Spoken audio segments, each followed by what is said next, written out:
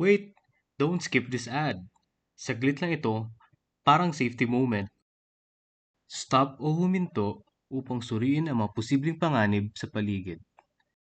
Assess o suriin ang mga panganib at tiyaking may tamang mga pag-iingat na ginagawa. Focus. Ituon ang pansin sa ginagawa at iwasan ang mga abala na maaaring magdulot ng aksidente. Educate o magturo ng kaalaman tungkol sa kaligtasan sa trabaho man o sa bahay. Take action o kumilos, isagawa ang mga hakbang sa kaligtasan. You, tandaan na mahalaga ang iyong kaligtasan at nasa iyong mga kamay ang iyong kapakanan. Mindfulness, maging mapagmasid at mapanuri sa iyong paligid upang matugunan ang mga panganib.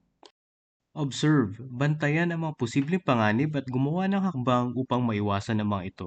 Manage, pangasiwaan ang sitwasyon, gumawa ng responsableng desisyon at baguhin ang mga plano kung kinakailangan. Ensure, tiyaking nasa ayos ang mga safety procedures at sinusunod ang mga ito.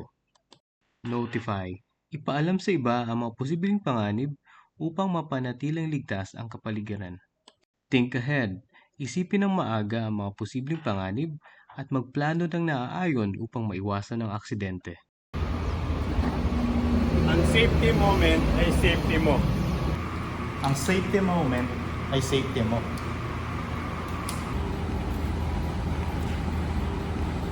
Ang safety moment ay safety mo.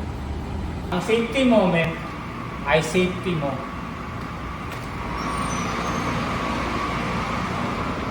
Mag-safety moment araw-araw para sa ating kaligtasan. Ang safety moment ay safety mo.